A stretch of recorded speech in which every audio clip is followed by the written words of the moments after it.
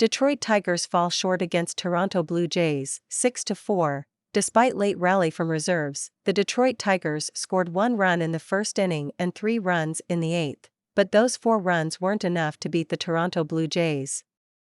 Dunedin, FLA, the Detroit Tigers lost to the Toronto Blue Jays, 6-4, on Tuesday at TD Ballpark. The Tigers dropped to 1-3 in Grapefruit League play. What happened? Although the Tigers scored first, the Blue Jays rattled off 4 runs through the 4th inning to take a 3-run advantage.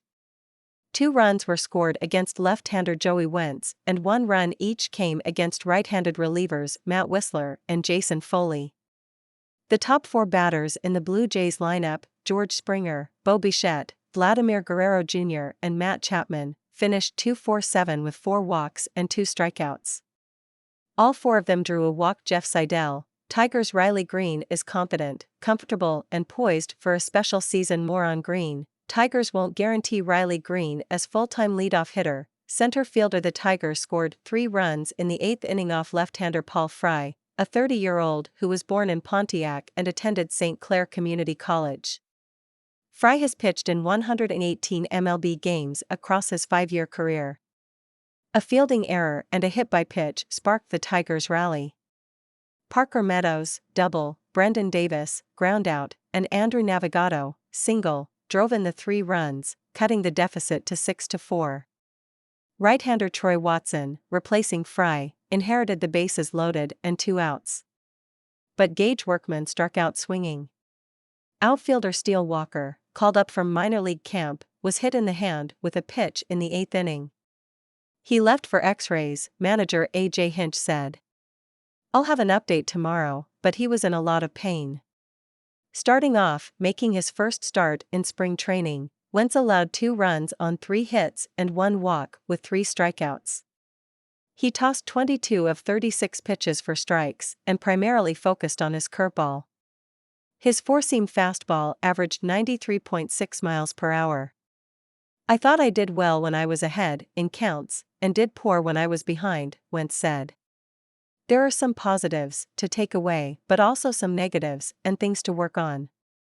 Take a look. Tigers left-hander Joey Wentz is breakout candidate after strong finish in 2022. The Blue Jays stole 2 bases against him in 3 attempts, both in the 2nd inning. Cavan Biggio worked a 1-out walk and swiped second base on Danny Jansen's strikeout. He scored to tie the game 1-1 when Kevin Kiermaier doubled off Wentz's fastball. Santiago Espinal picked up an RBI single to put the Blue Jays ahead 2-1. A walk always leads to something, Hinch said. They were pretty active on the bases, too. I don't know if that took him out of his rhythm, but it's easy to go back and circle the walk that led to falling behind hitters. After the single, Espinal swiped second and advanced to third on a throwing error by catcher Donnie Sands. Wentz worked himself out of the jam by striking out Cam Eden on 4 pitches, finishing him with a curveball that painted the outside edge of the strike zone. His cutter was his best pitch and accounted for 3 of his 5 whiffs. At the plate, the Tigers scored in the 1st inning against Blue Jays right-hander Chris Bassett.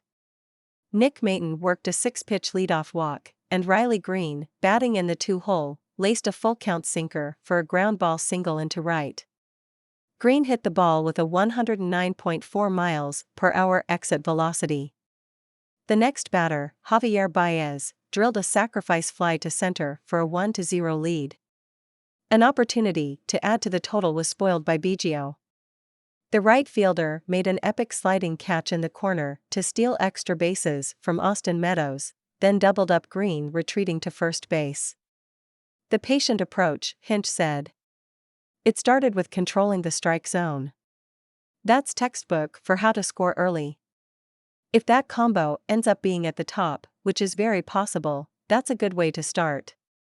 El Mago, getting to know Javier Baez, from his Lamborghini to his incredible farm in Puerto Rico. Prospect T.O. Watch, Tigers infielder Wenceel Perez looks to heal from back injury. Build on breakthrough. The Tigers finished with 8 hits, 3 walks, and 10 strikeouts, including 2 in the 9th inning.